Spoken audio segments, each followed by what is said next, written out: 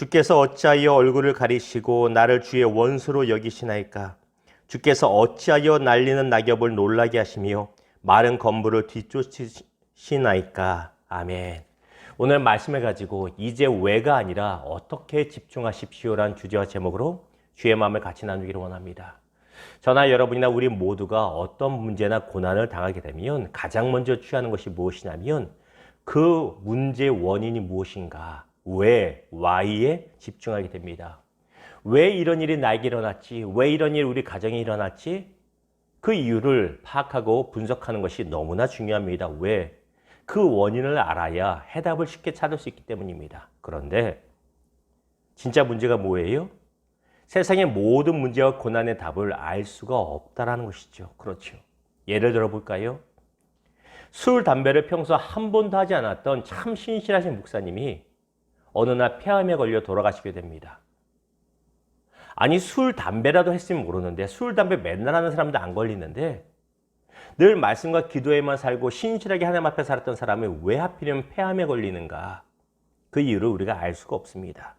또한 뉴스에 나오는 것처럼 착하게 살고 있는 내 가족이 멀쩡히 길을 가다가 왜 갑자기 옆에 공사장에서 뭐 벽돌이라도 하나 떨어져서 그거에 맞아 생을 마감해야 되는가? 도무지 이해할 수 없는 일들이 너무나 많습니다. 이처럼 세상에는, 우리 삶에는 우리가 아무리 머리를 싸매고 고민해도 답을 알지 못한 일들이 참으로 많다는 것입니다. 이에 그 이유를 알 수 없다면 더 이상 why, 왜에 집중하는 것이 아니라 how, 어떻게 집중하는 것이 올바른 신앙인의 자세라는 것입니다. 거기에 승리의 비결이 있습니다. 자, 오늘 본문 보면 본문이 욥기서는 왜, why라는 질문으로 가득 차 있는 것이 바로 욥기서입니다. 우리가 알다시피 욥은 하나님 앞에서나 사람들 앞에서나 참 신실한 믿음의 사람이었고 선한 사람이었습니다. 그럼에도 불구하고 그는 이 땅에 어떤 누구보다 극심한 고난을 겪었던 사람이 바로 욥입니다. 우리는 성경을 통해서 욥이 왜 고난을 겪었는지 알고 있습니다. 알잖아요. 욥의 믿음을 테스트하기 위한 것이면 우리가 알잖아요. 그러나 욥은 전혀 모릅니다. 욥기서 마지막까지도 욥은 알지 못합니다. 이에 욥은 하나님께 그 이유라도 알려달라고 항변하며 간청합니다. 하나님, 이유라도 알고 매를 맞아야 편히 맞겠습니다. 매 맞는 건 좋으니 고난당하는 건 괜찮으니 이유라도 알려주십시오. 왜 내가 이런 고난을 당합니까? 왜 우리 집에 이런 일이 있습니까? 왜 우리 자녀에게 이런 일이 있습니까? 간구합니다. 그러나 하나님은 마지막까지 그 이유에 대해서 직접적으로 욥에게 말씀하지 않으십니다. 대신에 성경을 보았더니 욥기서 38장에서 41장에 걸쳐서 하나님은 욥이 그가 생각했던 것보다 훨씬 크고 위대한 하나님의 섭리를 가르치며 그에게 교훈하십니다. 욥은 그리고 그 하나님의 섭리를 깨닫고 더 이상 왜라는 질문을 하지 않고 멈추는 것을 보게 됩니다.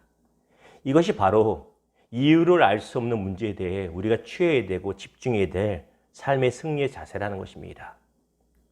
우리는 요만큼을 보게 됩니다. 그러나 우리가 알지 못하는 더 큰, 이만큼 큰 것이 아니라 훨씬 크고 위대한 하나님의 섭리가 우리의 겪는 모든 삶의 고난과 문제 가운데 분명히 있다는 것입니다. 하나님은 어떨 때는 그 이유를 알려주시지만 많은 경우에 알려주지 않는 경우가 있습니다. 그러므로 우리가 집중해야 될 것은 더 이상 왜가 아니라 어떻게라는 것입니다. 두 가지입니다. 먼저 하나님께서 어떻게 행하실지에 집중하라는 것입니다. 요한복음 9장에 보았더니 나면서부터 맹인된 앞을 못 보는 사람이 있습니다. 예수님과 제자들이 지나갈 때 제자들이 묻습니다. 예수님, 저 사람이 저렇게 나면서부터 못 보는 것은 누구의 죄입니까? 한마디로 왜 저렇게 됐습니까? 이유를 물어요. 아무도 알지 못한 이유입니다. 예수님이 그 이유를 알려주지 않습니다. 이렇게 말씀하시죠. 요한복음 9장 3절에 보니 예수께서 대답하시되 이 사람이나 그 부모의 죄로 인한 것이 아니라 그에게서 하나님이 하신 일을 나타내고자 하심이라. 무엇이라고요? 하나님이 어떻게 행하실지에 집중을 하는 것이에요. 저 사람의 이유가 중요한 건 아니야. 그 이유보다 중요한 건 저 사람이 갖고 있는 삶의 문제를 통해서 하나님이 행하실, 어떻게 아름답게 하실 것이고 어떻게 하나님의 계획을 이루실 것인지 거기를 바라보라고 말씀하고 계시다라는 것입니다. 우리의 상관에 문제가 있을 때 문제의 답을 몰라서 답답하잖아요. 근데 우리가 정작 취해야 될 태도가 무엇입니까? 하나님, 이것을 가지고 어떻게 합력하여 선을 이루실지 기대합니다. 거기에 집중하는 것이 승리의 삶이 되는 것입니다.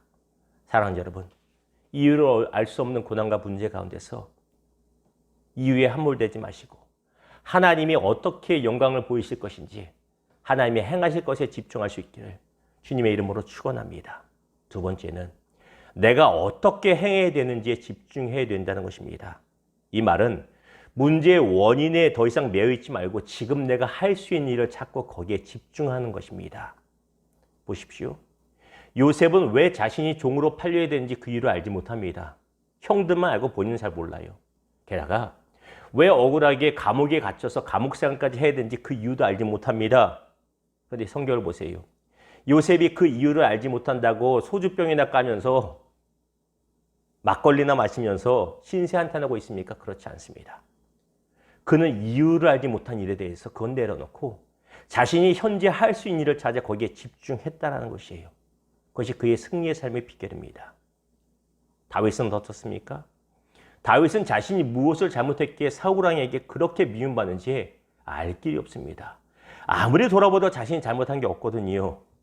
그러나 그 원인에 집중하기보다는 본인이 할 수 있는 일에 광야 생활에서도 거기에 집중함으로 승리했다는 것입니다. 사랑하는 여러분, 하나님께서 어떻게 행하실 일에 집중하고 내가 어떻게 행해야 되는가, 현재 무엇을 해야 되는가에 집중하여 승리할 수 있는 저와 여러분 되기를 주님의 이름으로 축원합니다. 말씀을 맺겠습니다. 어제 저녁에 아내에게서 영화 한 편을 추천받았습니다. 제목을 딱 보는 순간에 왠지 오늘 말씀의 예화로 사용될 것 같아서 1시간 한 50분 정도 된 영화를 끝까지 다 보고 잠이 들었습니다. 영화 제목이 사이먼 버치라고 하는 영화입니다. 사이먼 버치는 주인공의 이름인데 이 주인공은 12살짜리 아이입니다. 주인공인 12살 사이먼 버치는 태어날 때부터 외소증을 가지고 태어났어요. 알잖아요. 자그맣게 태어나는 거. 쉽게 말하면 속된 말로 난쟁이라고 불리는 아이입니다. 또래 아이의 허리만큼밖에 안 온 아이. 모든 것이 작고 생각도 약간 독특한 아이. 그런 아이가 바로 사이먼 버치입니다. 이 외소증은 이 나이 어렸을 때부터 많은 친구들과 동네 아이들에게 놀림을 받았습니다. 무엇보다 그의 부모는 그가 외소증임에도 불구하고 심장이 작고 여러 가지 부족함에도 병원에서 죽지 않고 살아난 것에 감사하기보다는 오히려 야릇한 실망감을 표출하고 평소에도 그에 대해서 관심이 없고 사랑을 단 한 번도 표현해주지 않았던 악한 부모라 가깝습니다. 교회에서도 그는 목회자들과 선생님에게 미움받습니다. 무시당합니다. 그럼에도 불구하고 사이먼 버치는 이 아이는 늘 긍정적입니다. 무엇보다 하나님께서 자신을 향한 특별한 목적이 있을 거라고 늘 입으로 고백하고 말하는 아이예요. 야, 나는 내 삶을 하나님께서 특별한 목적이 갖고 있다고 생각해. 계획이 있다고 믿어. 친한 절친조차도 믿지 않으려고 해요. 교회 목회자조차도 믿지 않아요. 야, 네 모습을 봐라. 무슨 특별한 계획이 있겠니? 그 생각 너무 갖지 말어. 너무 네가 과대평가하는 거에 너를 무시합니다. 그럼에도 어떻게 될까요? 하나님은 그를 향한 특별한 계획이 분명히 있음을 보여주면 영화는 끝납니다. 나머지 줄거리는 여러분이 직접 보시면 되겠습니다. 그런데 이 영화를 보면서 영화 속에 나오는 이 12살 아이 사이먼 버치의 태도가 무엇이에요? 바로 오늘 말씀의 내용입니다. 하나님, 왜 나를 이렇게 장애인으로 이상한 모습으로 만들었어요? 하나님, 왜 우리 부모는 나를 사랑하지 않나요? 왜 매여서 원망하며 인생을 망치고 있지 않다는 것입니다. 그는 어린 나이임에 불구하고 하나님, 나를 통해서 어떻게 일하실 것인가요? 거기에 기대합니다. 하나님, 내가 지금 어떻게 해야 할까요? 자신이 할 수 있는 일에 집중했다라는 것입니다. 고린도전서 13장 12절이 말합니다. 우리가 지금은 거울로 보는 것 같이 희미하나 그때에는 얼굴과 얼굴을 대하여 볼 것이요 지금은 내가 부분적으로 아나 그때에는 주께서 나를 아신 것 같이 내가 온전히 알리라. 보십시오. 지금 우리가 그 원인에 대해서 왜라는 질문에 답을 다 알 수가 없습니다. 언제 알아요? 천국 가면 분명히 하게 됩니다. 천국 가면 욥의 고백처럼 아하, 내가 이만큼 알았는데 지금은 모든 하나님의 섭리를 아니 더 이상 묻을 필요가 없습니다라는 욥의 고백처럼 우리도 그런 고백을 하게 될 것입니다. 그러므로 우리가 알 수 없는 이유에 대해서 더 이상 미워 있고 너무나 속상해하지 마십시오. 오히려 하나님께서 어떻게 하실 것인가에 대해서 기대하시고 내가 지금 할 수 있는 일에 집중하여 승리하는 저와 여러분 되기를 주님의 이름으로 축원합니다. 기도하겠습니다.